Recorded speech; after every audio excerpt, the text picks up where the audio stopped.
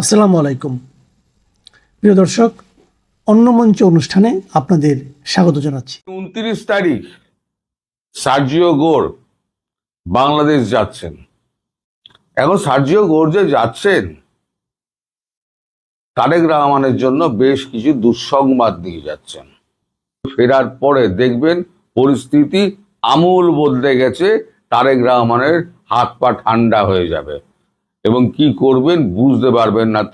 তিনি পদত্যাগ করে না বিদেশে পালান। আমার এইটি হচ্ছে ভয় যে তারেক রহমানটা পলাতক হতে পারে। দুঃসংবাদ বলতে, তিনি যে চীন সফর করে এসছেন, তুর্কির সঙ্গে যে চুক্তি করেছেন, চীনকে মায়ানমার করিডোর দেবেন বলেছেন, একে তুর্কিকে এইখানে ড্রোন কারখানা, তারপরে আরো অনেক কিছু চুক্তি ফুক্তি হয়েছে, সেই সব কিছু নিয়ে তার সঙ্গে আলোচনা হবে। তার এই চুক্তি, খলিলুর রহমানের এই ভিজিট এবং ভারত ও আমেরিকার সঙ্গে যে চুক্তিগুলো হয়েছিল সেই চুক্তির খেলাপ নিয়ে। এছাড়া আছে আপনার বাংলাদেশের সংখ্যালঘু নির্যাতন, আওয়ামী লীগকে নিষিদ্ধ করা। এখন তিনি যে যাচ্ছেন, যেটুকু খবর পাওয়া যাচ্ছে, তিনি সব দলের সঙ্গে বসবেন। বিএনপি জামাতের সঙ্গে বসবেন, এনসিপির সঙ্গে বসবেন, সবার সঙ্গে বসবেন, জাতীয় পার্টি সবার সঙ্গে বসবেন। বসে তার দুদিনের সফর, এই দুদিনের সফরে তার একবারে টাইট শিডিউল। এখন তার যা হাবভাব এবং G7-এ মোদির সঙ্গে সাইডলাইন বৈঠক যেটা হয়েছিল ডোনাল্ড ট্রাম্পের, সেখানে ডোনাল্ড ট্রাম্প পরিষ্কার বলেছিলেন ভুল আমাদের হয়েছে, আমরাই এটা ঠিক করব। তা ঠিক করার রাস্তা কি? ঠিক করার রাস্তা হচ্ছে মার্কিন যুক্তরাষ্ট্রের যিনি প্রতিনিধি সার্জিও গোর, তিনি শুধু ভারতবর্ষের রাষ্ট্রদূত নন, দক্ষিণ এবং মধ্য এশিয়ার তিনি চার্জে রয়েছেন। এখন তিনি গিয়ে তারেক রহমানের ওপরে যে চাপ সৃষ্টি করবেন, আমার মনে হয় না তারেক রহমান সরকার আর টিকতে পারবে। কারণ ধরুন, আপনাকে যে রাজা বানায় সেই কিন্তু আপনাকে ফকির বানিয়ে দেবে। আর আমেরিকার ইতিহাসে তো প্রভূত উদাহরণ রয়েছে, সে রাজা থেকে ফকির করে দেওয়া এবং একটা ভালো রাষ্ট্রকে রসাতলে পাঠিয়ে দেওয়া, এই দুটোই কাজ করবে তারা তড়িৎ করবা। এখন এই যে তিনি আসছেন, এখন তারেক রহমান ভাবছেন তিনি দুটো তিনটে নৌকোয় পা দিয়ে পার হয়ে যাবেন। সে তো হয় না। আপনাকে বসিয়েছে কে? আপনাকে বসিয়েছে আমেরিকা এবং ভারত, তাদের যৌথ সিদ্ধান্তে। কারণ ভারত চেয়েছিল একটা সুস্থির রাষ্ট্র এই মোহাম্মদ ইউনূসের হাত থেকে আপাতত রেহাই পাওয়া যাক, পরে যা হবে দেখা যাবে। আওয়ামী লীগকে ফেরাবেনি, কিন্তু সেটা মোহাম্মদ ইউনূসকে আগে সরিয়ে বিকল্প একটা সরকার স্থাপন করে তারপরেতে সেটাকে দিয়ে ব্যবস্থা করা। সব থেকে মারাত্মক যেটা হলো, এই শাহাবুদ্দিন চুপ্পু রাষ্ট্রপতি, তাকে সরিয়ে দেওয়া। অর্থাৎ আওয়ামী লীগের সঙ্গে যারা সম্পৃক্ত ছিলেন তাদেরকে একে একে তারেক রহমান সরকার বিদায় করছে। তার মানে আওয়ামী লীগকে নিশ্চিহ্ন করে দাও। ভারত এবং মার্কিন যুক্তরাষ্ট্র কেউ এটা মানবে না। বর্তমান পরিপ্রেক্ষিতে দুটো দেশের কেউই মানবে না। এ সম্পর্কে আগেও আমি একটা ভিডিও করেছিলাম। আমি বলেছিলাম যে ভারতকে বলেছে যে আমরা সাহায্য করব। ভারত বলেছিল, প্রথম বলেছিল না আমরা নিজেরাই করে নেব। তারপরে আবার যখন কথাবার্তা হয় তখন বলা হয় ঠিক আছে আপনারা করুন। মার্কো রুবিওর সঙ্গে যখন জয়শঙ্করের কথা হয় আপনারা করুন, ভারতের সাহায্য লাগলে ভারত নিশ্চয়ই করবে। অর্থাৎ মার্কিন যুক্তরাষ্ট্র ধরে রেখে দিন তারেক রহমান সরকারকে ফেলার জন্য এইবারেতে কলকাঠি নাড়তে শুরু করে দেবে।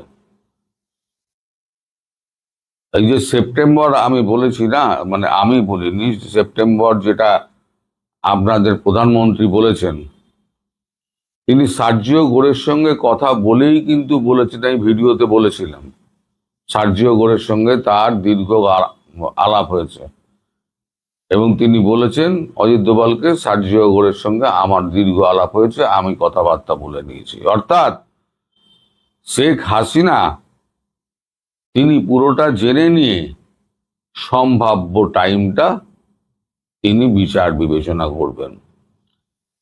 এখন আপনারা বলতে পারেন সেপ্টেম্বরের মধ্যে কি তারেক রহমান সরকার পড়ে যাবে? সেপ্টেম্বরের মধ্যে হয়তো পড়বে না, কিন্তু এমন হাত পা গুলো কেটে দেবে না আপনার মার্কিন যুক্তরাষ্ট্র যে একটা পুতুল সরকার বসে থাকবে এবং ব্রেন ক্রিস্টেনসেন পুরো দেশটা চালাবেন। তখন শেখ হাসিনা দেশে ফিরবেন এবং তার নিরাপত্তার ব্যবস্থাগুলো আমেরিকা দেখবে। সঙ্গে তো ভারত আছেই। ফলে এই যে বিএনপিতে এখন যারা বড় বড় কথা বলছেন না, তাদের বড় বড় কথা বলা কিন্তু বন্ধ হয়ে যাবে খুব শিগগির। সার্জিও গোর ফেরার পরে দেখবেন পরিস্থিতি আমূল বদলে গেছে। তারেক রহমানের হাত পা ঠান্ডা হয়ে যাবে এবং কি করবেন বুঝতে পারবেন না তিনি পদত্যাগ করে না বিদেশে পালান। আমার এইটি হচ্ছে ভয় যে তারেক রহমানটা পলাতক হতে পারে। কাউকে পালাতে দেওয়া যাবে না, সব কটা দেশে আটকে রাখুন, সব কটার বিচার ওই আদালতে হবে। তারপর আদালতের মাধ্যমে সমাধান হবে কে দোষী কে নির্দোষী। সবাই ভালো থাকবেন, সুস্থ থাকবেন, সাবধানে। যে রাষ্ট্রপতিকে এটা আসলেই অসুখ না অন্য কিছু। আসলে পৃথিবীর সবচাইতে সহজ অজুহাত হলো আমি অসুস্থ। এটা হলো পৃথিবীর সবচেয়ে সহজ অজুহাত এবং এই অজুহাতের কিন্তু কোনো ওষুধ নাই। আপনি চাইলেও তাকে আর আপনি কিছু বলতে পারবেন না। বিমানের পাইলট যদি বলে আমি অসুস্থ, ধরেন সে অসুস্থ না, তাকে যদি একজন সেনা কর্মকর্তা, আপনি আর্মিতে ছিলেন, যদি যুদ্ধরত সৈনিক বলে আমি অসুস্থ, তাকে দিয়ে যুদ্ধ করাইতে পারবেন না। এই যে আমি অসুস্থ, আমাদের কথা বলানো যাবে, কিন্তু আমাকে দিয়ে কিন্তু যুদ্ধ করানো যাবে না, আমাকে দিয়ে কিন্তু বিমান চালানো যাবে না, দেশ চালানো যাবে না, মানে বড় কোনো পদে আমাকে রাখা যাবে না। যেমন আমাকে এখন আপনি চাইলেও আপনি উপস্থাপক রাখতে পারবেন না, কারণ আমার মাথা এখন স্বাভাবিক কাজ করবে না। আপনি প্রশ্ন করলে সে উত্তরটা স্বাভাবিকভাবে দিতে পারবো কিনা সেটা পরিস্থিতির উপর নির্ভর করে। কিন্তু যখন এই সমস্ত বড় পদে একজন ক্যাপ্টেন, পানির জাহাজের ক্যাপ্টেন যদি অসুস্থ, আপনি তাকে পাঠাইতে পারেন না, এটাই স্বাভাবিক। একজন শিক্ষক, প্রফেসর যদি হলে অসুস্থ, তাকে আপনি ক্লাসরুমে পাঠাতে পারবেন না। তো একজন প্রেসিডেন্ট বলে ফেলেছে আমি অসুস্থ, কিন্তু আমরা জানি যে কেন তিনি অসুস্থ হয়েছেন, কারা তাকে অসুস্থ বানিয়েছে, তা আমরা কিছুটা অনুমান করতে পারি। কারণ আমরা তো সবাই সুজি খাই না এখনো, তাই না, ফিডারও খাই না, আমরা কিছু বুঝতে পারি। আমরা তো মানুষের কথা, এতদিন তিনি সুস্থ থাকলেন, হঠাৎ করে সুস্থ হয়ে গেলেন, যাই হোক ভালো কথা। আসলে অসুখটা হয়েছে বিএনপিদের খায়েশ হয়েছে যে আওয়ামী লীগের প্রেসিডেন্ট আর কতদিন রাখবো। যতই তিনি জয় বাংলার বদলে জিন্দাবাদ বলেন, যতই বঙ্গবন্ধুর বদলে এখন জিয়া প্রেমিক হয়ে যান, আপনারাও তাদের তো এটা কি কাকের বাসায় কোকিলের ডিমের মতো লাগতেছে তাদের কাছে। এই যে বর্তমান প্রেসিডেন্ট, তার উপর তিনি মুক্তিযোদ্ধা, আগে ছাত্রলীগ করতে নিয়োগে দিয়েছেন শেখ হাসিনা, তো মানে বিগত আওয়ামী লীগ সরকার যখন শেখ হাসিনা, তো এগুলো তো তাদের কাছে ভালো লাগবে না, এটাই স্বাভাবিক। কারণ কে ভাই অন্যের অন্যের বাপেরে কে বাপ ডাকে, কয়দিন আর ডাকে, অন্যের পোলারে কয়দিন পোলা, নিজেরও তো পোলা নিজের বাপ দরকার। তার জন্য বিএনপি তাকে বলেছে যে আপনাকে অনেক সুযোগ দেওয়া হয়েছে, আপনি আমার চাচা ইউনুসের আমলে 18 মাস ছিলেন, আমার আমলে 4 মাস থাকলেন, এখন সসম্মানে আপনি বিদায় হন, তাইলে ভালো হয়। তখন হয়তো বলছে যে ভাতিজা তাহলে আমার কি জেল ফাঁস আবার দিবা না? তো বলছে যে না, ওইটা আপনি নিশ্চিত থাকেন, আপনার জন্য যা করতে হয় তা করবো। তখন বরং আমাদের এই মহামান্য প্রেসিডেন্ট চুপ্পু সাহেব চিন্তা করলেন, ছেড়ে দে মাকাই দেওয়াছি, তাই না, ভিক্ষা ভিক্ষা চাই না, আমার কুইত্তা খেদাও, যে জানটা এখন বাঁচ। উনিও চিন্তা করলেন এটা একটা মোক্ষম সময়, তিনি স্বেচ্ছায় যদি পদত্যাগ করেন তাহলে বিপদে পড়বেন, আর তারেক রহমানের কথা অসুস্থ হয়ে যদি পদত্যাগ করেন তাহলে তার জানটা অন্তত বাঁচবে। কারণ এমনিতে তো ভাবির পোলারা তার ফাঁসি চাইবে, বলবে যে সে ছিল স্বৈরাচারের দোষর ইত্যাদি ইত্যাদি। কিন্তু মনে রাখবেন, এই ওয়াকারও যেদিন পদত্যাগ করবে, মানে তার পদ থাকবে না, সেই দিনও কিন্তু ভাবির পোলারা বলবে এও কিন্তু স্বৈরাচারের দোষর ছিল। দেখবেন এরাই বলবে, যারা এখন তার গুণগান গাইতেছে এরাও ধরবে তাকে। তো এটা আসলে একটা তারা তারা একটা স্বাভাবিক প্রক্রিয়ার মাধ্যমে যাইতে চাচ্ছে, ও তাকে ঘেঁটি ধরে বিদায়। কারণ এর আগে বাংলাদেশের বিএনপির একটা লক্ষণ আছে যে তাদের নিজেদের প্রেসিডেন্টকে কিভাবে আমরা দেখেছি, মহাখালী যেটা আপনি বললেন, আমরা দেখেছি মহাখালী রেল লাইনের উপরে কিভাবে দাবড়াইছে, আমরা তা দেখেছি। আমরা দেখেছি তারাই তাদের প্রেসিডেন্টকে কিভাবে প্রেস ক্লাবে পেটাইছে, তাও আমরা দেখেছি, তাই না? অতীতে তাদের প্রেসিডেন্ট নিজের আর্মি তারা গুলি খেয়ে মারা গেছে, সেটাও দেখেছি। মানে জিয়াউর রহমানের কথা বলতেছি, তো জেনারেল জিয়ার কথা বলতেছি। তো এইটা তারা অন্তত একটা স্বাভাবিকভাবে একটা প্রক্রিয়ার মধ্যে যেতে চাচ্ছে, তারা তাদের নিজেদের ক্ষমতা কুক্ষিগত করতে চায়। অনেকে আবার বলেছে যে এই যে কূটনীতিকেরা আসতেছে, দৌড়ধাপ করতেছে, প্রেসিডেন্ট হবে কি হবে না। আসলে কে প্রেসিডেন্ট হইলো, কে প্রধানমন্ত্রী হইলো, এটা নিয়ে তো আর বিদেশির পরাশক্তি কূটনীতিকদের মাথা ব্যথা নেই। তাদের কাজ হলো যে নাক যেমনই হোক নিঃশ্বাস বাড়াইলে হয়েছে, প্রেসিডেন্ট যেই হোক বাবা আমার কাজটা করলেই হবে। প্রেসিডেন্ট শাহাবুদ্দিন হইলেই কি, তারেক রহমান হইলেই কি, আইরিন খান হইলেই কি, জামাতের প্রেসিডেন্ট হইলেই কি, তাদের কাজটা করতেছে কিনা দেশ তাদের কাছে সেটা গুরুত্বপূর্ণ। তবে হ্যাঁ, তাদের প্রেশার থাকে, তাদের দাবাও থাকে, তাদের কিছু পরামর্শ, সুপরামর্শ, কুপরামর্শ থাকে, কোনো সন্দেহ নাই। কিন্তু এটা নিয়ে তারা অত নাক গলাবে বলে মনে হয় না। তবে বাংলাদেশের এই প্রেসিডেন্টের পরিবর্তন আমাদের বাংলাদেশের রাজনীতিতে কিছু পরিবর্তন আনবে। আমার ধারণা সেটা আরো বরং গণতন্ত্রের জন্য ক্ষতিকরই হবে। তারপর বিরোধী দল তো এখন নাই, এখন তো বিরোধী দল জামায়াত হলো সরকারি বিরোধী দল, আওয়ামী লীগ এবং মুক্তিযুদ্ধের পক্ষের বিরুদ্ধে আরো ভয়াবহ পরিস্থিতি সৃষ্টি হবে বলে আমার মনে হয়। তাছাড়া প্রতিবেশী রাষ্ট্রগুলোর সাথে দ্বন্দ্বে লিপ্ত হতে পারে, সম্ভাবনা রয়েছে। আচ্ছা ফরিদ ভাই, আপনি যার কথা বললেন, আমি যদি যারা দর্শক শ্রোতা বন্ধুরা হয়তো একেবারে নতুন প্রজন্মেরও অনেক মানুষজন এই লাইভ দেখেন, তো তাদেরকে আমরা একটু স্মরণ করিয়ে দিতে চাই যে জিয়ার কবর জিয়ারাত করতে না যাওয়ার কারণে বিএনপির যে প্রেসিডেন্ট ছিলেন AQM বদরুদ্দোজা চৌধুরী, তার সাথে সে আমার রাজনৈতিক মতাদর্শের মানুষ না, কিন্তু এই ভদ্রলোক অত্যন্ত মার্জিত শিক্ষিত একজন মানুষ, ডাক্তার, ভালো মানুষ। হ্যাঁ, খুবই ভালো মানুষ। তার সম্পর্কে আমরা এটা জানতাম। সেই ব্যক্তিকে শুধু পদত্যাগই করতে বাধ্য করেনি, তাকে যাচ্ছে তাই রকমের অপমান করেছে। আপনার যদি শেখ ফরিদ ভাই ভুলে গিয়ে না থাকেন, উনি যখন প্রেসিডেন্ট তখন কিন্তু উনি রাস্তায় প্লাকার্ড নিয়ে নেমেছিলেন এবং সেখানে উনি লিখেছিলেন, রিকশাওয়ালাদের আপনি বলুন। হ্যাঁ, আপনি, হ্যাঁ, উনি প্রথম বলেছিলেন যে এই যে সম্মানটা, এটি কিন্তু উনি দিয়েছিলেন।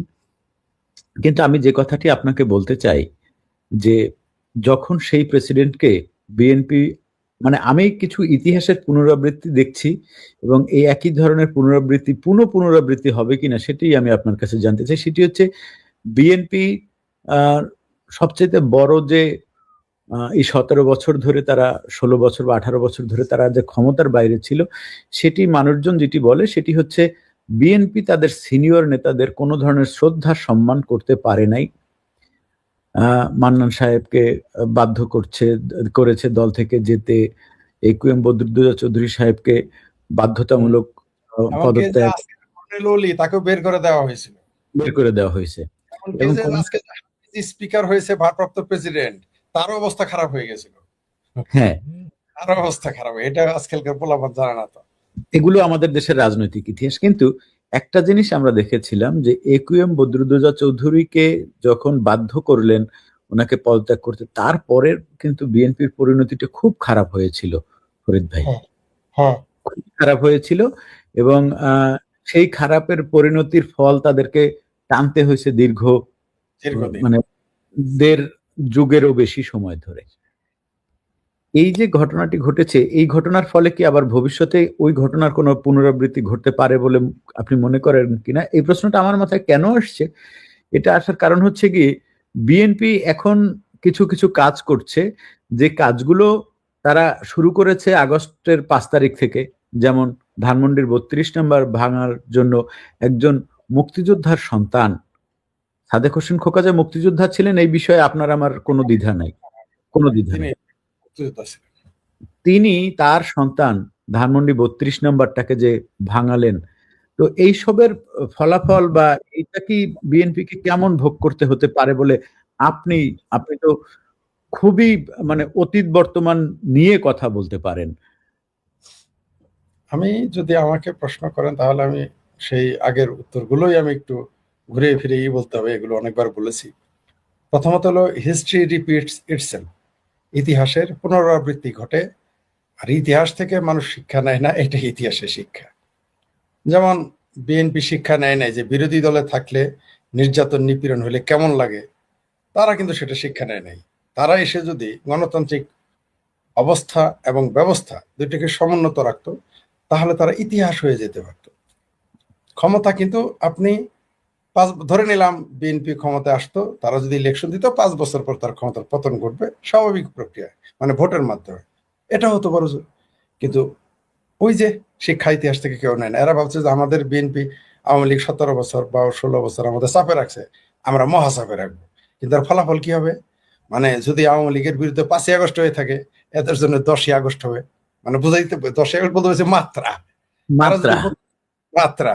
এরা যদি 32 নাম্বার ভেঙেছে, ফলাফল বিএনপির মিনিমাম 3,20,000 ঘর বাড়ি ভাঙবে মিনিমাম। আপনি ঠেকাতে পারবেন না এই 32 নম্বর বাড়ি ভাঙার কারণে। আমি বলছি না যে এটা ঘটুক বা কেউ এটা করুক, আমি এটা চাই না, কিন্তু এটা ঘটবে। কারণ ধরে নেন আকাশে মেঘ জমেছে, আপনি বলেন বৃষ্টি আমি চাই না, কিন্তু মেঘ জমেছে, বৃষ্টি হবেই, এটাই তো বৃষ্টি হবেই। ওই যে এই জন্য আমাদের গ্রামের অঞ্চলে প্রবাদ আছে যে কাঠ খাইলে তুমি আমার আংরা হাগো, এটা আমরা চাই না, কিন্তু কাঠ খাইলে তো আংরা হাগতে হবে। তো বিষয়টা এরকম হবে। এরা ইতিহাস থেকে শিক্ষা নেবে। আর প্রেসিডেন্টের যেটা পরিবর্তন বললেন, আসলে আমি কথাটা এড়িয়ে যেতে চেয়েছিলাম, আপনি আসলে উপস্থাপক হিসেবে খুব দক্ষ, বেটা থেকে বাইর করবেন আর কি, বুঝতে পারছি। সেটা হলো এই প্রেসিডেন্ট নির্বাচন, কিন্তু এই প্রেসিডেন্ট পরিবর্তন কিন্তু একটা সাইন, একটা ঝড়ের আলামত। মানে সেটা কি ঘটবে আমরা জানি না, একটা কিছু ঘটতে যাচ্ছে। যেমন ধরেন হঠাৎ করে আকাশটা মেঘলা হয়ে গেল, বাতাস বন্ধ হয়ে গেল, তাহলে যে কোনো একটা অশিক্ষিত কৃষক গ্রামে সে কিন্তু বুঝবে যে দমকা হাওয়া একটু পরে আসবে, একটা ঝড় হবে। সেই হিসেবে আমরা বলতে পারি যে যেমন আপনি সেনাবাহিনীতে চাকরি, ডায়নামাইটের কাজ তো ফাটা না। ডায়নামাইট জাস্ট একটা বাতাস, একটা অংশের বাতাসটাকে শূন্য করে দেয়, তখন বাতাসের চাপেই, এটা হলো বৈজ্ঞানিক মানে বিজ্ঞানের বিষয়, মানে আমি যতটুকু জানি। ডায়নামাইটের কাজ তো কোনো কিছু ফাটানো না, তো বাতাসটাকে পুড়িয়ে দেয়, হাওয়াটাকে হাওয়া করিয়ে দেওয়া, তারপরে হাওয়ার কাজ হাওয়াই করে। তো এইখানেও তাই ঘটছে। প্রেসিডেন্ট সরে যাওয়ার পর একটা শূন্য স্থান হয়েছে। শূন্য স্থানের প্রথম দিনে কি হয়েছে দেখছেন তো? স্পিকার সাহেব, আমাদের মাননীয় স্পিকার, ভারপ্রাপ্ত প্রেসিডেন্ট রাষ্ট্রপতি, তিনি কিন্তু জিয়ার মাজারে ফুল দিতে গিয়েছিলেন।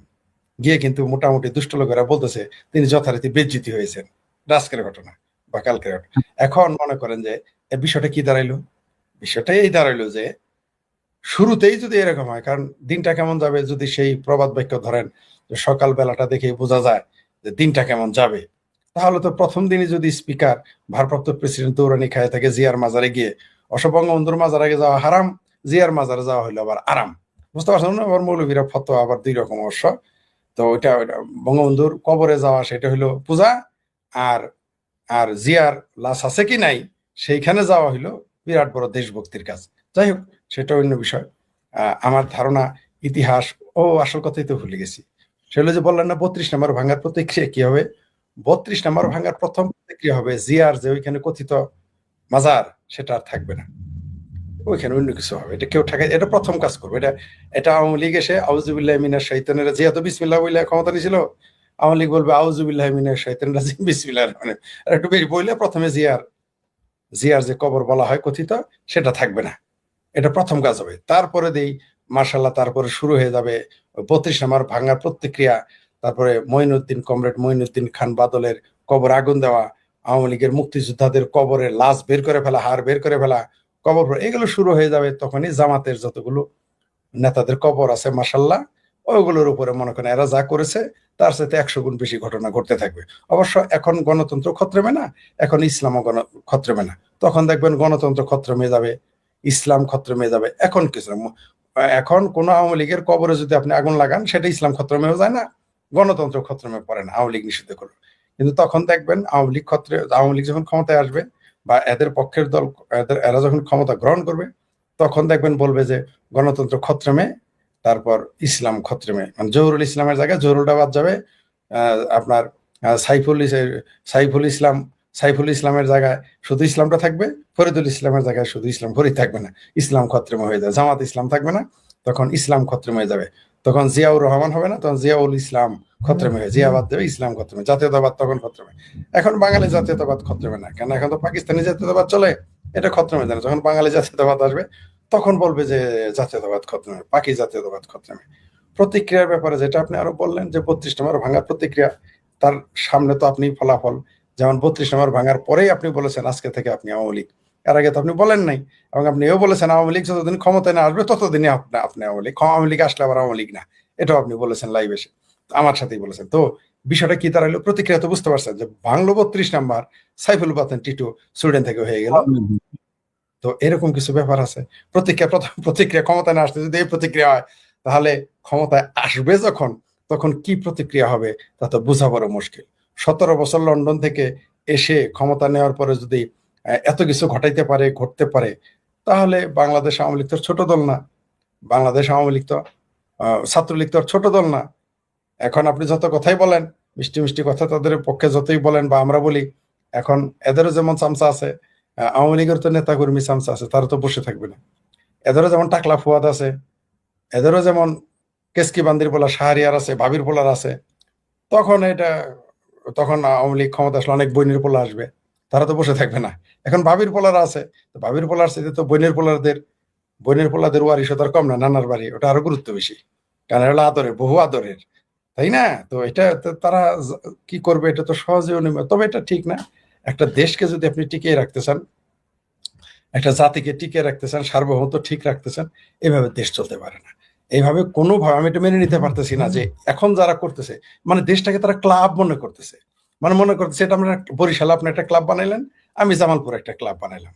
বিষয়টা এরা এরকম মনে করতেছে দেশ আর ক্লাব এক, অথবা তারা মনে করতেছে একটা একটা একটা যাত্রার দল বানাইছি বা একটা নাটকের টিম বানাইছি, এরা এরকম মনে করতেছে। কিন্তু দেশটা যে অনেক বড় ব্যাপার, দেশটা যে একটা মাদ্রাসা না, দেশটা যে একটা শুধুমাত্র একটা স্কুল না, এটা তাদের আপনি বুঝাইতে পারবেন না। এরা ভাবতেছে যে যখন যে ক্ষমতায় আসবে, মানে তাও ক্ষমতাটা কি, ওই যে আমেরিকার মতো যদি হইতো যে হোয়াইট হাউসে যে প্রেসিডেন্ট যায়, একের পিয়ন থেকে শুরু করে একটু জেড সকল স্টাফ পরিবর্তন করে, সেটা তাদের প্রক্রিয়া, এটা আইনি, তার আগেই সেটা বলে দেয়।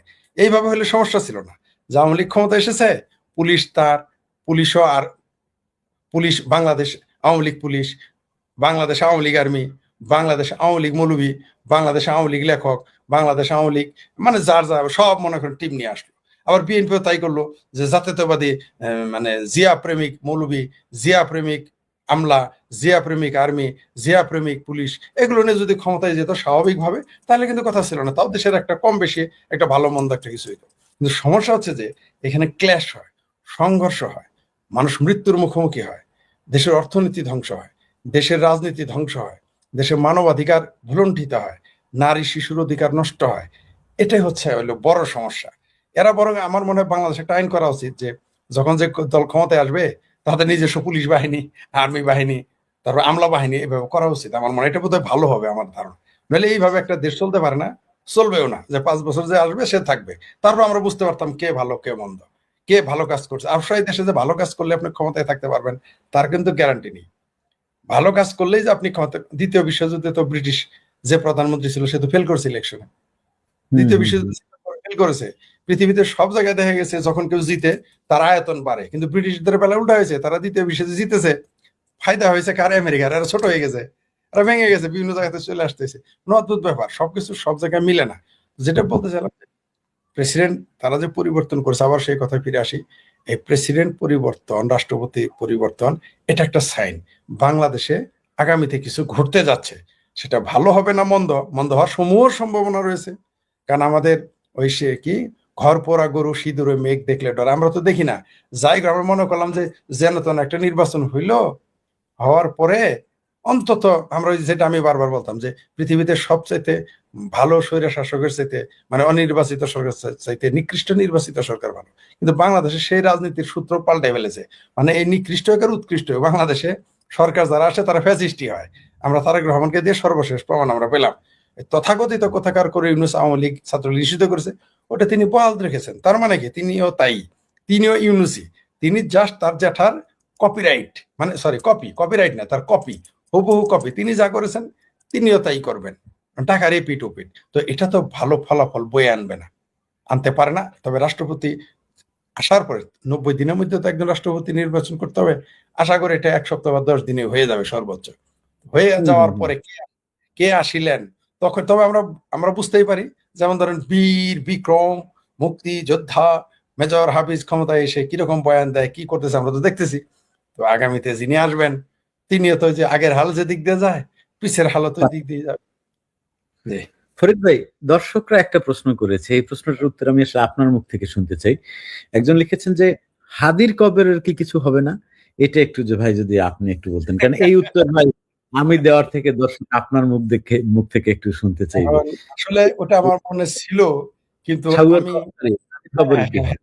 আমি এই এই এই তালিবাস্য ও অন্তস্তকের হাদি এর কবর, মানে আমি মানে এদের মানে যে রুচির দুর্ভিক্ষ না, মানে আরো কোন বাংলা ভাষায় শব্দ নেই, এটাকে বলবো রুচির মহা দুর্ভিক্ষ হলেই কেবল সম্ভব যে আমাদের জাতীয় কবি কাজী নজরুল ইসলামের পাশে এই তালিবাস্য ও অন্তস্তকের এই জামাতি হাদি, এই তালিবাস্য ও হাদি তাকে ওইখানে কবর দেয়, যেখানে বাংলাদেশে না, একটু দাঁড়ান ফরিদ ভাই, এখানে আমার একটা বক্তব্য আছে। সেটি হচ্ছে এটি কি রুচির দুর্ভিক্ষ নাকি মবের ভয় ছিল আসলে ওই সময়? রুচির দুর্ভিক্ষ, দুটাই মবেরও ভয় ছিল। এটা কি আপনার মনে হয় এটা কি কেউ আসলে থামাতে পারতো?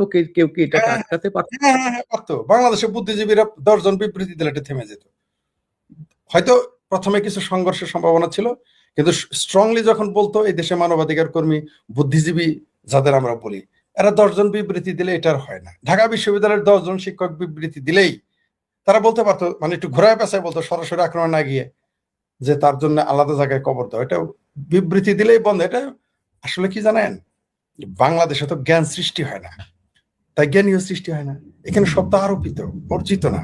তাহলে তো আপনি সাইফুল বাদন টিটুর কথা বলতে হবে, আমাকে এসে কথা বলতে হবে। এত যোগ্য বাংলাদেশে তো যোগ্য লোক কম নাই, এত যোগ্যদের ভিড়ে আমাদের মতো অযোগ্যদের কথা কেন বলতে হবে? কি কারণে আমরা বলবো? এইখানে ধরেন মনে করেন আওয়ামী লীগ ক্ষমতায়, আমার পছন্দের কোনো ছাত্র নেতাকে যদি আওয়ামী লীগের বা ছাত্রলীগের কেউ অকাল মৃত্যু হলে তারা কবর দিতে গেল, আমি ভেটো দিব না, আপনি ভেটো দিবেন না যে না না না ঢাকা বিশ্ববিদ্যালয় অন্তত, ওটা কিন্তু আমরা বলতাম, তারা রাগ করলেও বলতাম। মানে এরা এটা করবেই না। সবচেয়ে বড় কথা কি জানেন, ছাত্রলীগ এটা করবেই না। এখন ওরা এটা কেন করতেছে, জামাতের একটা বাটপারি আছে।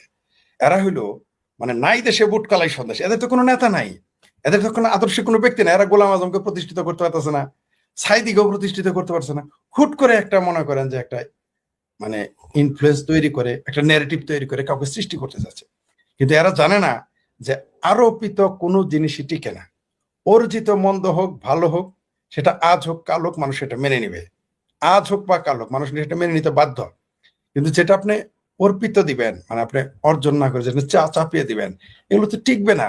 আরে ভাই, জিয়ার কবরই এক সময় থাকবে না ঢাকা শহরে। আর কোথাকার কোন হাদি না গাদি না পাদি, কোথাকার কোন তালিবর্ষ অন্তস্থ 11 হাদি, তার কবর নজরুল ইসলামের কবরের পাশে, ওটা কে রাখবে ওইখানে? ওইখানে গিয়ে তো কুত্তাতে পেশাব করাইতো। কিন্তু যেহেতু নজরুলের সম্মান ওটা করবে না, ওটাকে জাস্ট তুলে নিয়ে হয়তো কোথাও মান্ডা খাল আছে না, এর কবরের উপযুক্ত স্থান হলো ঢাকার যে মান্ডা খাল। মান্ডা আপনি গেছেন কিনা আমি জানি না, ঠিক আছে? তো ঢাকার যে মান্ডা খাল আছে, কিন্তু এক ধরনের দুষ্ট লোকের দাবি করতেছে যে ওই যে মানে একটা জায়গা আছে না, কি যেন বলে, দৌলদিয়া নাকি, ওইখানে কি তার না না না না বক্তব্যের না না, ব্যক্তিগত মিল আছে? না না না, আমি ওটার পক্ষে না, কারণ দৌলতদিয়া যারা গিয়েছে তারা অধিকাংশ নির্যাতিত, নিপীড়িত, এবং তাদের মিনিমাম অবদান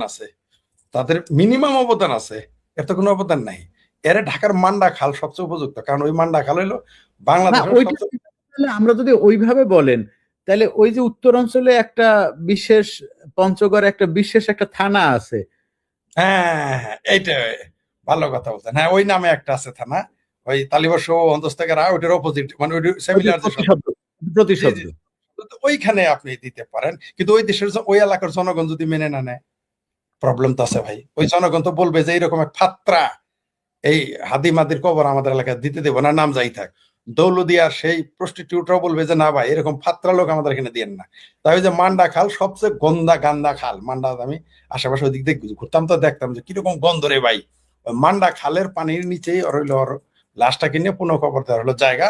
অবশ্য তার আগে একটু কুকুর দিয়ে পেশাব করে নিতে হবে, পেশাব করে পবিত্র করে নিতে হবে, ঠিক আছে, এটা করতে হবে। যেমন মনে করেন যে আরেকটা প্রতিক্রিয়া আপনাকে বলি, এই 32 নম্বর ভাঙা 5ই আগস্টের যে মুক্তিযোদ্ধাদের প্রতি যে অপমান অপদস্থ তারা করেছে, মুক্তিযুদ্ধের ভাস্কর্য তারা ভেঙেছে, মুক্তিযুদ্ধের স্মৃতি স্মারক গুলোকে তারা যে এখনো অপমানিত, ভেঙে চলছে, এখনো এবং ভেঙে চলছে।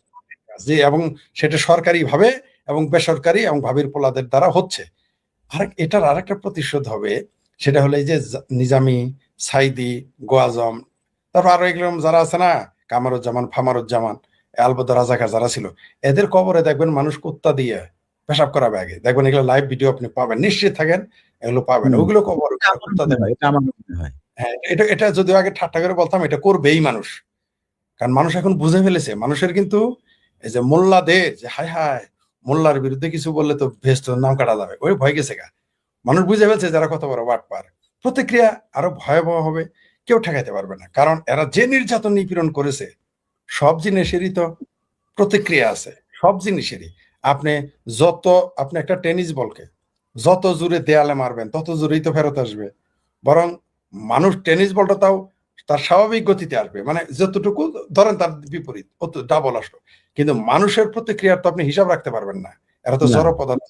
এরা প্রতিক্রিয়া যে কিভাবে দেখাবে আপনি বিশ্বাস করেন, আমি কিন্তু ভীত এবং সন্ত্রস্ত এই এই সমস্ত এই ফাতরাদের নিয়ে, মানে এই যে যারা জামাতি হেফাজতি, যারা আওয়ামী লীগের উপর নির্যাতন চালিয়েছে, আমি কিন্তু মাঝে মাঝে তাদের নিয়েও চিন্তা করি এদের কি করুণ পরিণতিটা হবে। আপনি বলেন তো সাইফুল সাহেব, যে যে যে ছেলেটা তার বাপকে হারাইলো শুধু ছাত্রলীগ করার কারণে, অথবা যে ব্যক্তিটা আওয়ামী লীগ করার কারণে তার সন্তান হারাইছে, এই লোকটাকে আপনি কি দিয়ে বোঝাবেন, কি দিয়ে বোঝাবেন? এটা তো আবু সাইদের বাপের মতো এরা তো হবে না যে আমার 2টা ফ্ল্যাট দিয়ে দেন, আমি আর আমার বিচার আচার চাই না, আশা, এটা আওয়ামী লীগ কিন্তু তা করবে না। আওয়ামী লীগ বলবে রিভেঞ্জ না নেবে। ফরিদ ভাই, এই কথাটা যদি আপনি নিয়ে আসেন, তাহলে এখানে আমার আসলে এটা অনেক দীর্ঘ আলোচনা। তারপর আমি ছোট্ট করে কিছু কথা বলি, কারণ আমাদের মূল আলোচনার বিষয় আজকে প্রেসিডেন্টের পদত্যাগ এবং নতুন প্রেসিডেন্ট আসবে। সেটি হচ্ছে, আপনি যদি যে দুটো বাংলাদেশের খুব রিমার্কেবল মার্ডার, একটা হচ্ছে আপনার এই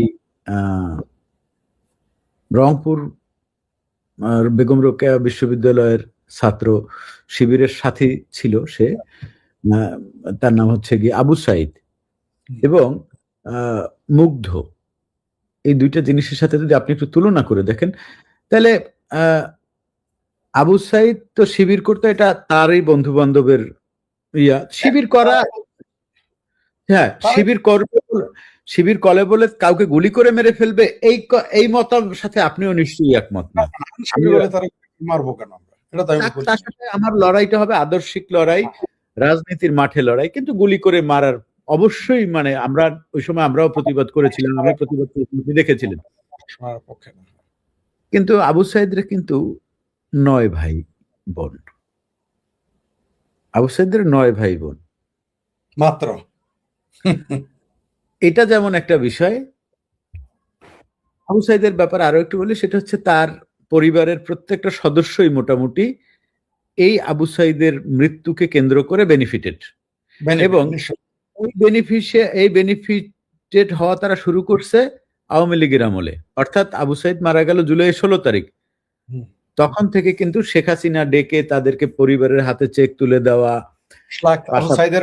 10 লাখ টাকার চেক দিয়েছিলেন, তারপরে তাদের আরো, এটা গেল শেখ হাসিনা নিজে দিয়ে যেটা দিয়েছেন, তারপরে বিভিন্ন লোকজন তার টাকা পয়সা দিয়েছে মাসে, মানে সেখানে আবু সাইদ সম্ভবত 2 কোটি না কত করে, হ্যাঁ 2 কোটি টাকা বোধহয় তাদের পারিবারিক ব্যাংকে ফিক্সড করে দেওয়া হয়েছে।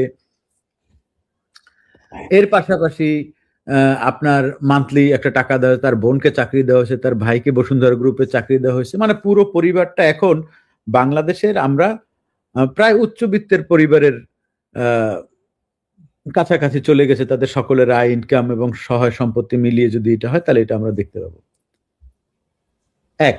দ্বিতীয়ত হলো গিয়ে মীর মুগ্ধর ব্যাপারে আমাদের নওফেল ভাই একটি কথা বলেছেন, আপনি নিশ্চয়ই সেই ভিডিওটা দেখেছেন, যে মুগ্ধর বন্ধু এসে বলল যে যখন গুলি করা হয় মুগ্ধকে, গুলি করার আগে একটা নাটক করা হলো, এই পানি পানি পানি, এই নাটক আমরা সবাই দেখলাম। হঠাৎ করে শুনলাম যে পানি বিলানো ছেলেটা গুলি খেয়ে গুলিবিদ্ধ হয়ে মারা গেল। মীর মুগ্ধর ভাইয়েরা বলেছে যে নওফেল সাহেবের কাছে গিয়ে বলেছে যে ভাইয়া আশপাশে না ছিল কোনো পুলিশ, না ছিল কোনো ছাত্রলীগ যুবলীগ, শুধু আমরাই ছিলাম। হঠাৎ করে কোথা থেকে গুলিটা এসে ঠিক কপালে লাগলো, ঠিক মাথায় লাগলো। অর্থাৎ গুলিটা এমন ভাবে করা হয়েছে যে গুলিটা লাগলে আর কোনো মানুষের বাঁচার কোনো ন্যূনতম সুযোগ থাকে না, সেরকম একটি কপালে একটি গুলি এসছে। এটা কি শেখ ফরিদ সাহেব কোনো সওদা ছিল? আমার কাছে তো এটা যথেষ্ট সন্দেহ হয়। কারণ কি মীর মুগ্ধর কিন্তু আরেকটি যমজ ভাই আছে, যেটি দেখতে ঠিক মুগ্ধর মতো, তার নাম স্নিগ্ধ, সেম। আবার ওদিকে আছে একটা মরে গেছে, তারপরে আরো 8টা রয়ে গেছে। তো এটা কি এরকম যদি বলি যে যেমন মুগ্ধ নাকি ফুগ্ধ, তার কবরে কিন্তু কেউ যায় না। না, তার কবরে কেউ যায় না। এটা কিন্তু আরেক রহস্যজনক ব্যাপার, কেন ওইখানে যায় না। দুটো আন্দোলনই শুরুর থেকেই তার পেছনের উদ্দেশ্যটা ছিল সরকার ফেলা, এনআরকির মাধ্যমে, যেটা আন্ডার দ্য র্যাপস রাখা হয়েছিল। বাংলাদেশ আর ভারতের ঠিক কম্প্যারিজন হয় না। আপনি দেখুন বাংলাদেশে মানে অনেক কারণে হয় না। প্রথম কথা ধরুন, বাংলাদেশে আর্মি একটা প্যারালাল পাওয়ার, ভারতে না। আপনি জানেন যে যে কোনো এনার্কিস্ট মুভমেন্ট দাঁড়িয়ে থাকে ডেড বডির ওপর। বাংলাদেশে যেটা হয়েছে, সরকার তো পুরোটা ফেল করেছে। সরকার তো আন্দোলনটা যে হচ্ছে, আন্দোলনটাকে গেজ করা এবং আন্দোলনটাকে কিভাবে রেসপন্ড করব সেটা তো সে করেনি। শেখ হাসিনা ফেল করেছেন, এটা তো আমাকে বলতে হবে না, ও তো রেজাল্টেই দেখা যাচ্ছে শেখ হাসিনা পুরোপুরি ব্যর্থ আন্দোলনটাকে ম্যানেজ করতে। আপনি কখনো একটা সরাসরি নিয়ম হচ্ছে, আপনি সবসময় যেটা রাউডি এলিমেন্ট আর যেটা সাধারণ প্রোটেস্টার তাকে আলাদা করবে। আমাদের নরেন্দ্র মোদী সরকার যদি চাইতো যে এটাকে আমি টেনে নিয়ে যাব, ধরুন আমি তো আপনাকে শুরুতে বিল টিল হ্যান ত্যান বলেছি, কেমন, কিন্তু সে যদি গোয়ার গোবিন্দ হয়ে যেত যে না হবে না, পারতো, কিন্তু কিচ্ছু হতো না। ভারতের ককরোচ জনতা পার্টি যেভাবে হঠাৎ করে দল গঠন করে বেশ একটা ঝাঁকুনি দিয়েছে অনেকের কাছে ভারতের মোদী সরকারের উদ্দেশ্যে, শিক্ষামন্ত্রীর পদত্যাগের দাবি সহ আরো বিভিন্ন ইস্যুতে। আমি একটু সরাসরি প্রশ্ন করতে চাই যে বাংলাদেশেও এমন একটা আন্দোলন হয়েছে, বাংলাদেশে সেই আন্দোলনের পিছনে অনেকে বলেন, বা আমি নিজেও মনে করি যে একটা ব্লুপ্রিন্ট ছিল মার্কিন সাম্রাজ্যবাদের, কিন্তু মানুষ স্বতঃস্ফূর্ত হয়ে অংশগ্রহণ করেছিল, যারা বুঝতে পারেন যে পিছনে কি রয়েছে। ভারতের যে আন্দোলনটি হলো সেটি আমরা জানি না যে তার পিছনে কি ধরনের উদ্দেশ্য ছিল, শুধুই শিক্ষা নিয়ে আন্দোলন কিনা। আপনার কাছে জানতে চাই যে বাংলাদেশের 24-এ যে আন্দোলন আর ভারতে যে গতকাল যে আন্দোলনের সমাপ্তি ঘটলো, সেটির মধ্যে সিমিলারিটি অথবা ডিফারেন্সটা কোথায়? ধন্যবাদ মঞ্জুরুল। সিমিলারিটি হচ্ছে দুটো আন্দোলনই শুরুর থেকেই তার পেছনের উদ্দেশ্যটা ছিল সরকার ফেলা, এনআরকির মাধ্যমে, যেটা আন্ডার দ্য র্যাপস রাখা হয়েছিল।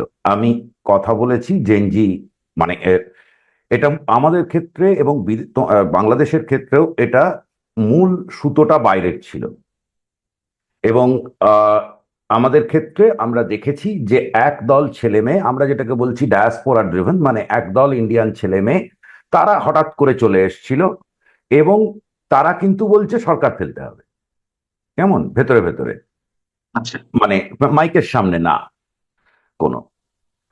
তো এটা ছিল মূল উদ্দেশ্য। এখন এটা কেন, সেটা তো এনার্কির জায়গাটাতে আমরা বুঝি। এবার ভারতবর্ষ আর বাংলাদেশের ভেতর একটা মূল তফাৎ হচ্ছে, ভারতবর্ষে সরাসরি নির্বাচন হয়, নির্বাচনের মাধ্যমে দল জেতে, দল বা দলগুলো, বিজেপি যে সবসময় জেতে তা তো নয়, হারেও তো অনেক নির্বাচনে।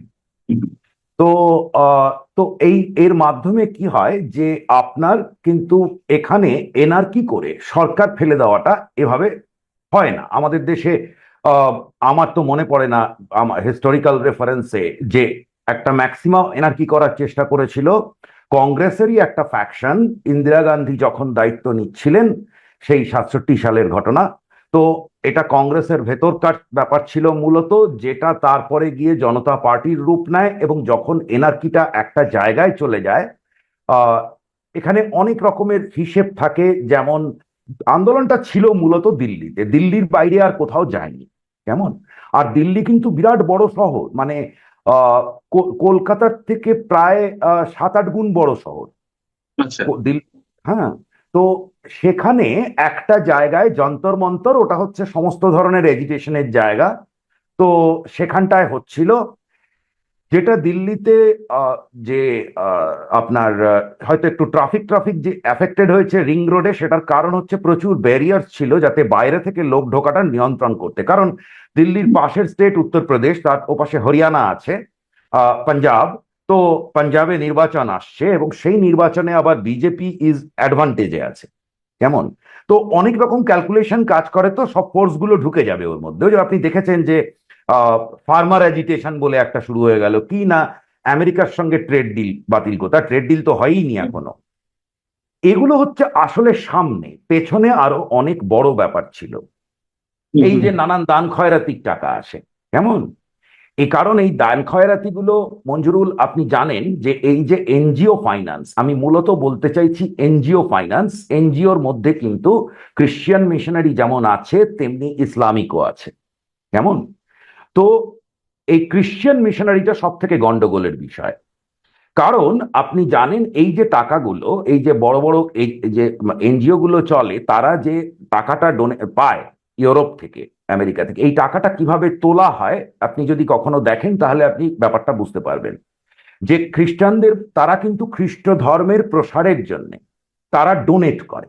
তাদেরকে আপনার দেশের খুব দারিদ্র্যের গল্প বলতে হয়, আপনি যে খুব কষ্টে আছেন, আপনার দেশে যে মানুষ মরে যাচ্ছে, এই সব বলে এই টাকাগুলো তুলে আনা হয় এবং তুলে এনে দেওয়া হয়। এবং এটার মাধ্যমেই আপনি জানেন যে ট্রাম্প যখন এলো তখন দেখা গেল যে, আপনার মনে আছে ওই বিতর্কটা যে ইউএস এইডের, যে এই যে টাকাগুলো ঢুকেছে, এমনকি ইন্ডিয়াতে ঢুকেছিল $21 মিলিয়ন। কেন না? বাংলাদেশে $29 মিলিয়ন কথা বলা হয়েছিল, বাংলাদেশের ক্ষেত্রে 29 মিলিয়ন। রাইট। তো ভারতবর্ষে ভোটিং যাতে আরো মানুষ বেশি করে ভোট দেয়। আরে ভাই, এদেশে 80% ভোট হয়, এবার তো ওয়েস্ট বেঙ্গলে 93% পোলিং হয়েছে। আমাদের কি দরকার, ওর কি দরকার এখানে টাকা ইয়ে করার, এতে ব্যয় করার? তো ওদের নিজেদের দেশে 40% ভোটিং হয়। কেমন? তো এগুলো আমরা এটাকে থেকে এনজিও ফাইন্যান্সটাকে গত প্রায় 5-7 বছর ধরে এটাকে ভীষণভাবে আটকানো হচ্ছিল। এবং গত এই 3 মাস ধরে বিদেশে বিশাল আলোচনা, এবং এটাতে আমাদের দেশে আপনি জানেন যেখানে যেখানে এই লবিগুলো কাজ করে সেখানে একটা বিরাট রেজিস্ট্যান্স আছে। সুতরাং এইটা ছিল হচ্ছে আসল ব্যাকগ্রাউন্ড পেছনে। আচ্ছা, তাহলে আমি যদি আপনার আলোচনার জায়গা থেকে প্রশ্ন করি, বাংলাদেশে শেখ হাসিনা সরকারকে কন্টিনিউ করতে দিতে চাচ্ছিল না মার্কিন প্রশাসন, বাইরের প্রশাসন, এটা ওপেন সিক্রেট আমরা জানি। ঠিক একইভাবে এই মুহূর্তে ভারতের ক্ষেত্রে ট্রাম্প প্রশাসনে কি একই মানসিকতা পোষণ করছে যে মোদী সরকারকে দরকার, অথবা ভারতকে দুর্বল করতে হলে একটা স্টেবল গভর্নমেন্টকে ফল করাতে হবে, বিষয়গুলো কিরকম? মানে শেখ হাসিনা সরকারের সাথে কোনো মিল আছে? আমার ধারণা ওরা তো যথেষ্ট বুদ্ধিমান, ওরা জানে যে ভারতে এভাবে সরকার ফেলা যায় না, হিস্ট্রিতে নেই কখনো। মারামারি করে আপনি সরকার ফেলতে পারবেন না। তো সেখানে কারণ কারণ গণতন্ত্রটা খুব মজবুত, সে কারণে। আর এত বড় দেশ, এবং আনলাইক বাংলাদেশ, বাংলাদেশ হচ্ছে ইউনিটারি স্টেট, একটা ইউনিটারি কান্ট্রি। কেমন? আমরা হচ্ছি এক ইউনিয়ন অফ স্টেটস। আমাদের যে নামটা আছে ইউনিয়ন অফ ইন্ডিয়া, মানে ওয়েস্ট বেঙ্গল, বিহার সবাই মিলে করছে এটা। তো ফলে আমাদের এখানে ধরুন মানে সহজ কারণ আপনাকে বলছি যে 2 মাস 2.5 মাস আগে বিজেপি ওয়েস্ট বেঙ্গলে একটা এত বড় জয় পেয়েছে, মানুষের ভোটে পেয়েছে, 93% লোক ভোট দিয়েছে। তা তো 2 মাসের মধ্যে সরকার শুরুই হলো না, তো হঠাৎ সবাই মিলে খেপে গিয়ে এখানে ফেলে দেবে, এটাকে সাপোর্ট করবে না। তো ফলে এখানে এনআরকি দিয়ে হয় না। ওরা এনআরকির মাধ্যমে যেটা করতে চাইছে সেটা হচ্ছে যে দুর্বল করা সরকারকে। এই আন্দোলন দমনের ক্ষেত্রে মানে যেটি গড়ে উঠেছে ভারতের দিল্লিতে যন্ত্রমন্ত্রে, সেটি নিবৃত করার ক্ষেত্রে নিঃসন্দেহে মোদী সরকার খুবই দূরদর্শিতা পরিচয় দিয়েছে। যদি আপনি যদি বলছেন যে পেছনে অন্যরকম উদ্দেশ্য ছিল সরকার ফেলে দেওয়ার, আহ আমার তো মনে হয় যে বাংলাদেশে যা ঘটেছে সেখান থেকে কিছুটা হলেও আহ মোদী সরকার ফলো করার চেষ্টা করেছে কোন কোন জায়গা থেকে শেখ হাসিনা সরকারের ভুল ছিল। যেমন তারা শিক্ষামন্ত্রী পদত্যাগ দাবি করছিল, মানে ককরোচ পার্টি ভারতের, এখানে যে কোটা বিরোধী আন্দোলনকারীরা তারা দাবি করছিল 6 মন্ত্রী পদত্যাগ। আবার ডিফারেন্সটা যদি দেখি যে ওখানে কিন্তু বল প্রয়োগের বিষয়টি তেমন ঘটেনি, পুলিশও করেনি আপনাদের ওখানে, আবার ছাত্ররা মানে এরা কি সৃষ্টি করে ব্লাডশেডের দিকেও যায়নি, যেটি বাংলাদেশের ক্ষেত্রে হয়েছে। দুই পক্ষের দিকেই অভিযোগের আঙুলটি রয়েছে। সব মিলিয়ে এগুলো কি কোনো কাজে দিয়েছে কিনা মোদী সরকারের সিদ্ধান্ত গ্রহণের ক্ষেত্রে? না, অবশ্যই। আপনি যদি দেখেন, দেখুন বাংলাদেশ আর ভারতের ঠিক কম্প্যারিজন হয় না। আপনি দেখুন বাংলাদেশে মানে অনেক কারণে হয় না। আহ, প্রথম কথা ধরুন, বাংলাদেশে আর্মি একটা প্যারালাল পাওয়ার, হুম, হুম, ভারতে না। হুম। কখনো শোনা যায় না তাদের কথা, তারা তাদের মতো থাকে সেখানে। তো আহ, বাংলাদেশে দেখুন একটা পুলিশের গুলি চালানোর হিস্ট্রি আছে, আজকে বলে নয়। আপনি ফেরত গিয়ে দেখুন, সেই দেখবেন 50 জন মরে গেছে, 70 জন মরে গেছে ইত্যাদি। হুম। আর বারবার এই যে এনআরকিকে জাস্টিফাই করার একটা পলিটিক্যাল সবার দিক থেকে একটা প্রয়াস আছে। কেমন? এরা ভীষণ পলিটিক্যালি ম্যাচিওর। এরা দেখুন, সোনাম ওয়াংচুকের ফার্স্ট, আপনি দেখেছেন সোনাম ওয়াংচুক কি বলেছে? যে আমাকে মেরে ফেলতে চেয়েছিল, ওরা চাইছিল যে আমি ফাস্টিং করে মরে যাই। কেমন? তো হুম, আপনি জানেন যে যে কোনো এনার্কিস্ট মুভমেন্ট দাঁড়িয়ে থাকে ডেড বডির ওপর। কেমন? একটা ডেড হুম, বডি পেতে হয়। তো এই সোনাম ওয়াংচুকে যদি কিছু হতো, এবং দেখুন যে সরকার কিন্তু সরকার দেরি করেছে, আমি আবারও আপনাকে বলছি সরকার দেরি করেছে। সরকার এই আন্দোলন অনেক আগে সমূলে শেষ করে দিতে পারত। কিন্তু যেই মুহূর্ত থেকে ওরা অ্যালার্ট হয়েছে, সঙ্গে সঙ্গে কোর্টে অ্যাপিল করেছে যে যাতে সোনাম ওয়াংচুককে ফোর্সফুলি মেডিকেশন দেওয়া যায়। কেমন? তারপরে হসপিটালে তুলে নিয়ে চলে গেল, এবং তারপরে সোনাম ওয়াংচুক তার ফাস্টিং ভেঙে দিল। তো এই যে জিনিসগুলো, আপনার ডেড বডিটা আপনাকে পেতে দেওয়া হলো না। দ্বিতীয়ত হচ্ছে, প্রচুর ন্যারেটিভ ছড়ানো হচ্ছিল, প্রচুর মিথ্যে গল্প ছড়ানো হচ্ছিল যে পুলিশ গিয়ে মেরে ফেলছে, গুলি করে করে দিচ্ছে। নানান আমাদের ভারতবর্ষের বাইরে থেকে, বাংলাদেশ থেকে তো বিশাল ভাবে আসছিল ওইগুলো ফিডে, কিন্তু একদমই বল প্রয়োগ হয়নি। আমি যদি বলি যে স্টেটের খেলা যদি হয়েই থাকে তাহলে তারাও তো একটা অ্যানার্কি সৃষ্টি করার জন্য ইন্ধন দিবে। তাহলে যে ছাত্ররা ছিল তারা এই কাজটা লুফে নিতে পারেনি কেন, যে সরকার ফেলে দেওয়ার উদ্দেশ্যে যারা ইন্ধন দিচ্ছিল, যারা সামনে ছিল তারা হয়তো শান্তিপূর্ণভাবে আন্দোলন করছিল, বিহাইন্ড দ্য স্ক্রিন যারা ছিল তারা এ ধরনের কোনো সুযোগ তৈরি করতে পারেনি কেন, ব্লাড শেডের দিকে যেতে পারেনি কেন? এইখানেই তো ম্যাচিওর্ড পলিটিক্যাল লিডারশিপ, দেশের লোকের সরকারের উপর আস্থা, এই সব জিনিসগুলো ম্যাটার করে যায়। কেমন? আমি তো আপনাকে বললাম যে দেখুন হিস্টোরিক্যালি এনআরকি সৃষ্টি করে ভারতে সরকার ফেলা যায় না, তার ভোট কমে যাবে। এই যে হুম, কাণ্ডটা ঘটলো, বাম দলগুলো মূলত করেছে। কেমন? তো তাদের আরো অবস্থা খারাপ হবে, তাদের অপটিক্স খারাপ হয়ে গেল। তো এই যে এখানে বাংলাদেশ আর ভারতের এখানেই তফাৎ, তো যে ভারতে অনেক কাল আগে, হয়তো 70 দশকে ওরকম সময়, তার আগে হয়তো গুলি চলতো মিছিলে, আমার দু একটা, কিন্তু আমার কখনো মনে নেই যে বিরাট একটা লোককে গুলি করে হয়ে গেছে। বাংলাদেশে যেটা হয়েছে, সরকার তো পুরোটা ফেল করেছে। সরকার তার সরকার তো আন্দোলনটা যে হচ্ছে, আন্দোলনটাকে গেজ করা এবং আন্দোলনটাকে কিভাবে রেসপন্ড করব, সেটা তো সে করেনি। সে তার করেনি, মানে তার হাতের বাইরে বেরিয়ে গেছে একেবারে। সে আহ, মানে ইট ওয়াজ ভেরি, মানে সে চাইল্ডিশলি গোটা জিনিসটাকে হ্যান্ডেল করেছে, ভেরি ইচ্ছা করে আনফর্চুনেট। ইচ্ছে করলে হাতের মধ্যে রাখতে পারতো কিনা। যেমন ধর্মেন্দ্র প্রধানের পদত্যাগের দাবি উঠেছে, একটু দেরিতে হলেও 4-5 দিন পরে এসে তার পদত্যাগটা গ্রহণ করা হয়েছে পদত্যাগপত্র, এবং তিনি পদত্যাগ করেছেন। এবং সেখান থেকেই স্বাভাবিকভাবে তাদের যে এক্সাইটমেন্ট একটু হলেও শিথিল হয়েছে, মোরালি তারা একটু ব্রেকডাউন করেছে।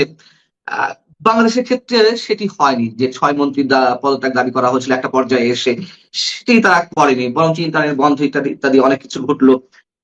আমি সার্বিকভাবে যদি প্রশ্ন করি আপনার কাছে যে মানে একই ধরনের ব্লুপ্রিন্ট যদি হয়ে থাকে, তার পেছনে যে কারণেই থাক না কেন, ভারতে অ্যানার্কি সৃষ্টি করে সরকার পতন ঘটানো যায় না, বা আরো অন্য না কারণ, বাংলাদেশে হয়তো তার বিপরীতটা, আপনি কি বলবেন যে মানে একই ধরনের খেলা ফেস করতে নরেন্দ্র মোদী সফল হয়েছেন আর শেখ হাসিনা ফেল করেছেন? না, শেখ হাসিনা ফেল করেছেন এটা তো আমাকে বলতে হবে না, ও তো রেজাল্টেই দেখা যাচ্ছে শেখ হাসিনা পুরোপুরি ব্যর্থ আন্দোলনটাকে ম্যানেজ করতে। আপনি কখনো একটা সরাসরি নিয়ম হচ্ছে আপনি সবসময় যেটা রাউডি এলিমেন্ট আর যেটা সাধারণ প্রোটেস্টার তাকে আলাদা করবেন। আমাদের নরেন্দ্র মোদী সরকার যদি চাইতো যে এটাকে আমি টেনে নিয়ে যাব, ধরুন আমি তো আপনাকে শুরুতে বিল টিল হ্যান ত্যান বলেছি, কেমন, কিন্তু সে যদি গোয়ার গোবিন্দ হয়ে যেত যে না হবে না, পারতো, কিন্তু কিচ্ছু হতো না। আমি আপনাকে বলছি, অনেকে হয়তো বলবে উল্টো কথা, আমি আপনাকে বলছি কিচ্ছু হতো না। আন্দোলন ডিফিউজড হয়ে যেত। না, যদি তাই কিন্তু হয়ে থাকে, আমি আপনার কথার মাঝখানে একটু প্রশ্ন করি। আমরা এর আগে ভারতে কৃষক আন্দোলন দেখেছি, যেটি অনেক বড় একটা দানাবাদ ছিল। আমরা নাগরিকত্ব সংশোধন আইনকে কেন্দ্র করে দিল্লিতে প্রায় 70 জনের মতো নিহত হলো, আমি যদি ভুল না করে থাকি। তো সেগুলোর ক্ষেত্রে কিন্তু মোদী না, সরকার সেটা একটা রায়ট তৈরি করেছিল, হ্যাঁ, এটা একটা রায়ট আমি তৈরি মনে করছি করেছিল। যে 70 জন নিহত হয়েছিল যেভাবে হোক। তো মোদী সরকার সেসব জায়গায় নথি স্বীকার করেনি। আপনি যদি বলছেন যে ইচ্ছা করলে নরেন্দ্র মোদী তার না, জায়গায়। ফার্ম বিলের ক্ষেত্রে পেছিয়েছিল আচ্ছা, কিন্তু কৃষক। এক্ষেত্রে এই ককরোচ জনতা পার্টির ক্ষেত্রে কেন অনেকখানি নমনীয় হয়ে উঠলেন নরেন্দ্র মোদী, সব দাবিগুলো মেনে নিলেন? দুটো কারণে। প্রাথমিক কারণ হচ্ছে একটা সরকার বা রাজনীতি, আমি এটা আরেকজনকেও বলেছি যে রাজনীতিটা অন্তত আমাদের দেশে কোনো টি-20 গেম না, এটা একটা লম্বা টেস্ট ম্যাচ। একটা সেশন, একটা দিন খারাপ যেতে পারে, পরের দিন আবার উল্টে যাবে। কেমন, যেমন একটা উদাহরণ দিচ্ছি আপনাকে, যে এই যে আজকে আপনি দেখছেন তো, অনেকে দেখবেন আমাদের দেশে, আপনি জিজ্ঞেস করুন, অনেকে বলবে যে এই তো এতদিনে পেয়েছি, একটাকে পদত্যাগ করাতে পেরেছি, এবার এর পদত্যাগ করাতে হবে, ওর করাতে হবে, এই ইত্যাদি ইত্যাদি চলে। আমি মনে করি রাজনীতি তো আমি করি না, রাজনীতি যারা করছে তাদেরকে আমার রিড করাটা আমার দায়িত্ব, তাই তো? আমি মনে করি এটা। হাসিনার সেটার অভাব ছিল, ভীষণভাবে অভাব ছিল এই ফ্লেক্সিবিলিটিটার। তা না হলে সে 16 তারিখ, আমি আপনাকে, আপনার এখানেই আপনার প্রসঙ্গ, তা না হলে সে 16 তারিখ যে মুহূর্তে ওই ঘটনাটা ঘটেছিল, কেমন, আবু সাইদের।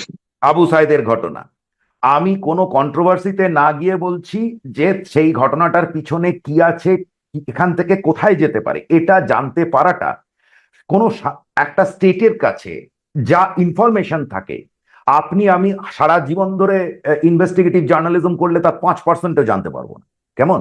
তো এবার সেটা জানাটা তার কর্তব্য, এবং জেনে সঠিক সিদ্ধান্ত নেওয়াটা তার কর্তব্য। উনি যদি বোঁ করে উড়ে চলে যেতেন আবু সায়েদের বাড়ি, বা এরকম কিছু করতেন, অপটিক্স, আপনি দেখুন অপটিক্স কত গুরুত্বপূর্ণ। প্রধানমন্ত্রী মোদী, ও তো সোশ্যাল মিডিয়া স্টার চিরকালের, কিন্তু এবারে একটা ভিডিও করলো, সেটাতে প্রায় নাকের, সবাই খুব বেশি, যারা একটু বেশি বোঝে আর কি, তারা বললো এ নাকটা বড় দেখাচ্ছে, বুড়ো দেখাচ্ছে, নাকের লোম দেখা যাচ্ছে। আচ্ছা আপনি বলুন তো, ভারতবর্ষের প্রধানমন্ত্রী, তাকে তো ছেড়েই দিন, বাংলাদেশের প্রধানমন্ত্রী যদি রাত 1টায় বলে আমি এখন একটা লাইভ করব, তার এই অ্যারেঞ্জমেন্ট করতে ঠিক ক মিনিট লাগবে? 5 মিনিটও লাগবে না। হ্যাঁ, টিভি চ্যানেলও দৌড়ে থাকবে এসে, যা চাইবেন সব আছে। তাহলে সে কেন রাত্রির বেলা একটা মোবাইল ক্যামেরায়, যেখানে তার নাকটা বড় হয়ে যাচ্ছে, সে কেন ওটা করলো কারণ কানেক্ট করার জন্য। সে এটা যারা এর মাঝে নেমেছে তারাও কাকে কান নিয়ে গেছে বলে দৌড়ে চলে গেছে, যারা অ্যাজিটেটার তাদের 90%। তাই হয়তো যে কোনো অ্যাজিটেশনে তাই হয়, মানুষ কেন নেমে আসে, একটা হুজুগ তৈরি করতে হয়, সেই হুজুগে মানুষ নেমে যায়। এবার এই জায়গায় তাহলে সেখানে কতগুলো বাচ্চা আছে, বাচ্চাগুলো ইনস্টাতে দেখেছে, তারা বিপ্লব করতে চলে এসছে। তারা কোনো পলিটিক্যাল অ্যাজিটেশন সামলাতে পারবে না, কিন্তু তাদের গায়ে যদি একটা টোকা পড়ে, একটা সেন্টিমেন্টস হার্ট হয়ে যাবে। তো আমি তাদের সঙ্গে লড়বো, টোকা পড়ার প্রশ্নই নেই। নরেন্দ্র মোদীকে ভোট পেতে হয়, নরেন্দ্র মোদী অত্যন্ত পপুলার প্রধানমন্ত্রী পৃথিবীতে, তার অ্যাপ্রুভাল রেটিং সবসময় হাই থাকে। সে কি করলো, সে সাধারণত যখন একটা ভিডিও শুরু করে, কোনো ভাষণ শুরু করে, সে বলে, হিন্দিতে বলে মিত্র মানে ফ্রেন্ডস, কেমন? এটাতে সে এসে বলল ফ্রেন্ডস, হাই ফ্রেন্ডস, নমস্কার টমস্কার হ্যান ত্যান ওইসব নয়, হাই ফ্রেন্ডস। কেন করছে? ওদের ভাষায় ওদের কাছে পৌঁছচ্ছে, ইন্টারাকশনটা গ্রো করার জন্য, এই আর কি। হ্যাঁ। এবং সেই ভিডিওটা 24 ঘন্টায় 3 মিলিয়ন ভিউ হয়েছে, আর কি চাই? Exactly.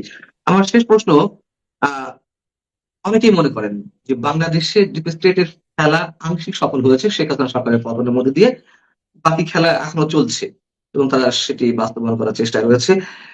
আহ ভারতের ককরোচ জনতা পার্টির আন্দোলনকে কেন্দ্র করে, মানে যেমন আপনি বলছেন ডিপ স্টেট খেলা ছিল, তারা এই যাচ্ছে সেই যাচ্ছে, আপনার কি মনে হয় যে এই আন্দোলনটা নরেন্দ্র মোদী যেভাবেই হোক তিনি সফল হয়েছেন স্থিমিত করার ক্ষেত্রে, কিন্তু ওই ডিপ স্টেটের খেলা বা মার্কিন প্রশাসনের আহ লক্ষ্য অব্যাহত থাকবে, নাকি তারা পিছু হচ্ছে? আপনার কি মনে হয় যে না, এখানে এই ভয় কিছু করা যাবে না? মানে একেবারে সাদা মাটা দাগে আমি প্রশ্নটা করছি। না না, ভালো প্রশ্ন, খুব ভালো প্রশ্ন। প্রথম কথা হচ্ছে, এটা প্রথমবার নয়, লোকে ভুল করছে। 2000, দেখুন, মানে আমি খুব শর্টে বলছি, আমেরিকা 2012 থেকে তার চায়না স্ট্র্যাটেজি বদলাচ্ছে। এই প্রত্যেকটা আপনি যদি পেছনে ফিরে গিয়ে দেখেন, ট্রাম্প কোনো অ্যাবারেশন না। যদি আমরা অন্যরকম, আমি ভারতের কথাও বলছি, সেও যদি অন্য কিছু ভেবে থাকে সেটা অন্য। ওরা কিন্তু একটা কাঠামোগতভাবে স্ট্র্যাটেজি চেঞ্জ করেছে, এবং সেটা তার পেছনে প্রায় 10 বছর ধরে তার পেপারস আছে, অমুক আছে, আলোচনা হয়ে উঠে এসছে। এখন আপনি খেয়াল করে দেখুন যে বাইডেনের সময় থেকে, যখন আহ, শুরু হয়েছিল 2017, ট্রাম্প তখন ছিল, চায়নার এগেনস্টে ট্যারিফ বসানো শুরু করলো। বাইডেনের সময় এসে ভারত আমেরিকা সম্পর্ক কিন্তু খারাপ হতে শুরু করলো, কেমন? এবং এবং তারপরে আমরা খারাপ শব্দটা ব্যবহার করলাম কারণ এটা চলে। এমনকি ট্রাম্পের সময়ও, শেষে কোভিডের সময় ট্রাম্প একখানা হুমকি ছেড়েছিল, লোকে তখন পাগলামি ভেবেছে ওই ক্লোরোকুইনের জন্য। তো এবার আস্তে আস্তে দেখুন এখন কোথায়, যে ট্যারিফ ওয়ার, ও মনে করছে যে ভারত ওর অর্থনীতির উপর একটা আশঙ্কা, সুতরাং ও ভারতের অর্থনীতিকে মেরে ও বড় হবে। আমি এটার মধ্যে কোনো খারাপ জিনিস দেখি না, তাই তো তার আকাঙ্ক্ষা, আমাকে ওকে কাউন্টার করাটাই আমার কাজ। এবার প্রশ্ন হচ্ছে, সুতরাং সে আপনাকে দুর্বল করতে চাইবে, যুদ্ধ যতটা সামনে হয় পেছনে হয় অনেক বেশি, তো সেটা করবেই সে। এবং গত কিছু বছরে, এই যে ধরুন যখন আপ উঠে এলো, আপকে নিয়ে একটা, তখন থেকে কিন্তু প্রশ্ন চলছিল যে এটা ফোর্ড ফাউন্ডেশনের প্রজেক্ট, কেমন? তো তারপরে আপ কিন্তু দেখুন 2015 থেকে আপের কিন্তু আপ দিল্লিতে ক্ষমতায় এলো, খুব দারুণ, একটা বিশাল চেগে টেগে বসলো 10 বছর। তখন একটা সময় মনে হচ্ছিল যে আপই ভারত দখল করে ফেলবে, মানে কংগ্রেসকে সরিয়ে আপ হবে বিরোধী, এরকম মনে হচ্ছিল। হলো না, কিন্তু হলো না।